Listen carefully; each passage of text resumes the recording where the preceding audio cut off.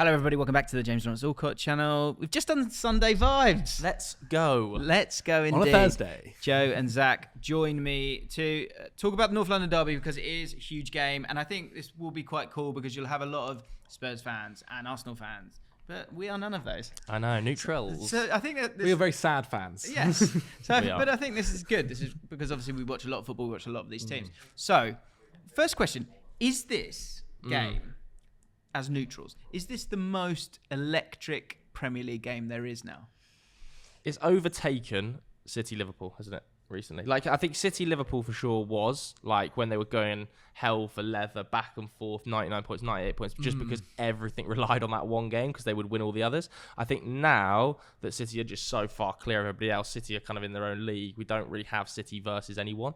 So I think behind that, especially this season where Tottenham have gone off like a rocket, and the North London derby always produces good games. Like they're always something 3-3 or some random couple of red cards. So I think it is the most electric Premier League game right now. I just don't see anything else. Because I think also 7-0 aside, it feels like the Liverpool Man United game has got quite. It's almost got kind of like Liverpool too big win. and it's eaten itself. Liverpool always win as well. yeah, true. I guess. Is that true?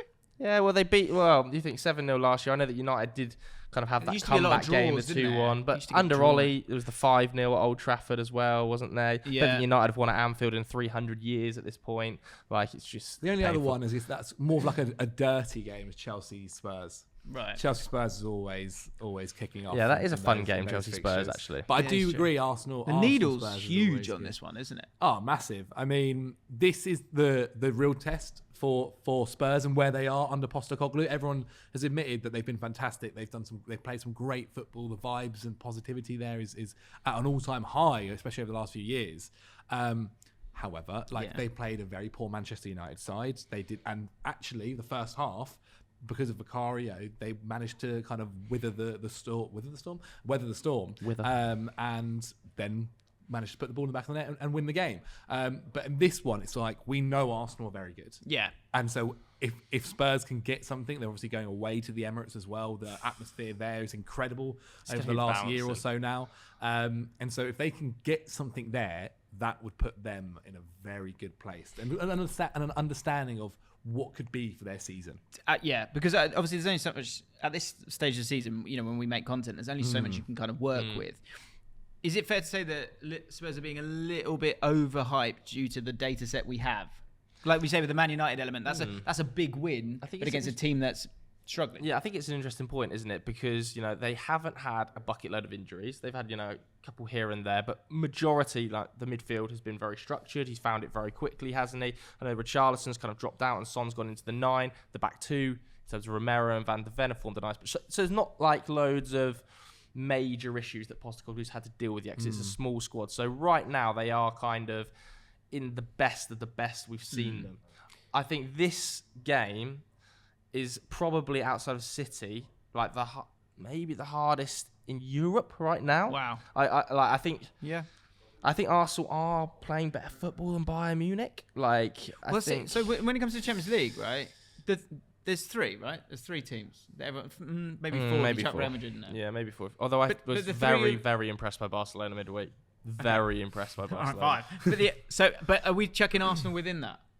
Definitely, for right, sure. I agree. So I think this is definitely one of the 3 hardest Such a away test games then, right? in Europe right now. The atmosphere is going to be bouncing. So I think it's almost like one data set where they've had a fairly comfortable run of fixtures. Not totally easy, you know. None of these games going away to Burnley, you know, on paper is easy, but they're not massively easy games. Should also. Whereas this is like the polar opposite end. In that it's like easy to the most difficult. So like even this one, I don't think you can totally judge Tottenham on. Like this will be a nightmare for Ange. It will be a nightmare. The atmosphere is going to be hell. Like winning at the Emirates is basically impossible for Spurs in recent years. Yeah, that's true. Arsenal are ticking in a way we haven't seen Arsenal tick. Yeah. Like, that PSV game for me was it was like. just I think thumping. if you watch, you know, the highlights from that game and you're a Spurs fan, you go, oh no, like goals from outside the box, just passing it into the corner, first touch finishes Jesus as well. fantastic. You know, different goal scorers as well. Jesus. Oh. Jesus looks like he's in the mood. And coming to the game itself, then obviously, as you say, at the Emirates. Like when you look at it, how do you see it being won? What elements do you think are important?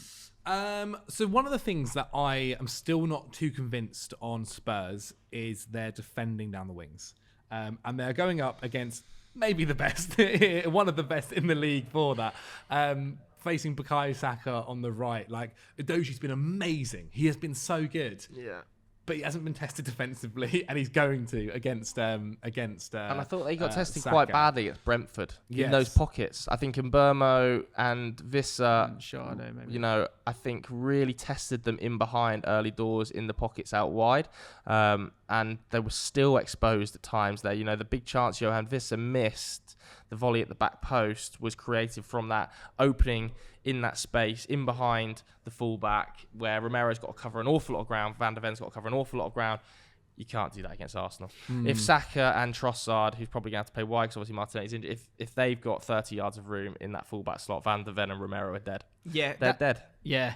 That's where I'm struggling with this a little bit, because there's this, you know, the purity, if that's the right word, of what Postecoglou's kind of put forward with all the piece, positivity of the play and possession is Alliteration. It's perfect. And so he's sorry, I lost my way now. The way that they've played so far has been so impressive. Going to the Emirates, he's generally said that they're going to play the same way against absolutely everyone, which leans toward the idea of one of two things: either like they have to totally control the game, Which they won't, because Arsenal will. So that was kind of my thing. It's like, when it comes to the control of the game, are Tottenham capable of doing that? Because that's where I'm struggling. At Arsenal, no. You know, when you match it up and you start to think about it, and you let it all like melt down in your mind. I agree. It's like on the break, can Tottenham cope with Arsenal? Not for me, really. Can Arsenal control Tottenham? I feel like they can. Well, they would need, and they've been fantastic. They definitely have. We've said loads of superlatives about them, but they would need Sarr and Yves Bissouma to basically have the games of their entire career. I don't think they're going to be totally dominated though. I don't think that midfield is going to be totally dominated. I don't think it's going to be a situation like 80%, 85% field tilt like they've been producing Arsenal in the first 5 or 6 games of the season. That Palace, did they? Palace was the only one I think where it was a bit more. I think Tottenham's midfield will control parts of the game, but I just don't think that they're going to be able to keep Arsenal at bay. Like, I just think Arsenal have so many weapons to beat you with. Jesus' physicality back to goal, bringing Saka into the game, and if you try and control those two, it's Ødegaard, and Trossard can pop up. I wouldn't be totally surprised to see Kai Havertz score in this game. Like, just the sort of thing that happens, isn't it? Narrative-wise, Kai Havertz gets his first Arsenal goal at home. Do you start Nketiah? Billion% Jesus. Billion%. I think Jesus is the best striker in the league. You think Jesus is the best striker in the Third league? best striker in the league. I think Haaland, Alvarez. Title. Haaland, Alvarez, Jesus. He's the best back-to-goal striker in the league, Jesus. I think he's better with his back to goal than Haaland. Haaland's definitely a better finisher, better striker, but he is so strong. His dribbling is so amazing. Like, without Tony in the league and without Kane, obviously he's moved on. I think he is the best back to goal striker in the league. He brings people in like nobody else. I think his dribbling is. Will Jesus? Outrageous. What's going to hurt Tottenham more though? Jesus staying with those two centre backs and making them have to stay, or him peeling off and going wherever he wants to go to? No, I think Jesus occupying one of the centre. Jesus occupying Christian Romero and Trossard and Havertz floating into spaces, and then on the other side occupying Mickey van der Ven, and then isolating a dodgy 1v1 against Bukayo Saka. Because as good as a dodgy has been, and we saw him Udinese last year in the wing-back role, we haven't, like Zach said, seen him tested defensively in the Premier League yet. And Saka is the best test in the right wing position outside of Mo Salah. So I just don't see how Tottenham win. I don't know, that's crazy. I don't know. Yeah, I know.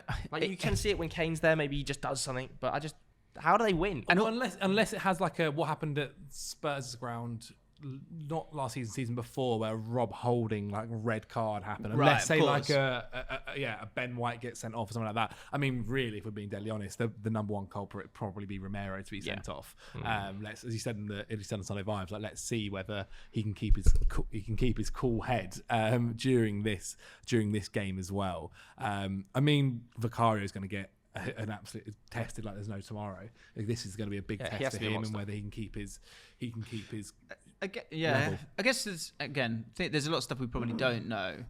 Like Tottenham have got a whole week to focus on this game very true. solely, whereas Arsenal have obviously had the Champions League game. So maybe that the defensive side of the game, we might have been focusing on that little bit more.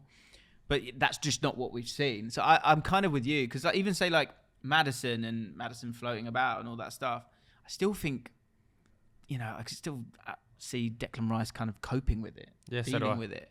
I don't see Saliba. Who's dragging Saliba and testing him physically and running him behind? Son's a magnificent player, but 1v1 against Saliba, I just don't think it's there. And a few of the goals have come from that optimism of like getting more bodies in the box. You kind of saw it with the Sheffield United game. Certainly saw it with the Sarr goal against Man United. About like that, you'll get the opportunity or a bit of luck because you've got enough guys up there because you're showing that endeavour. If you do that against Arsenal, I just think they'll kill them. I think they'll score. Like Arsenal's home record clean sheet wise stinks over the last 6 months. Like they just can't keep clean sheets. So I think Spurs will probably score, but it's at the other end. Like I think Spurs on the break might cause Arsenal a few problems, and that might be how they do it. A cut back to Maddison and a really cute finish.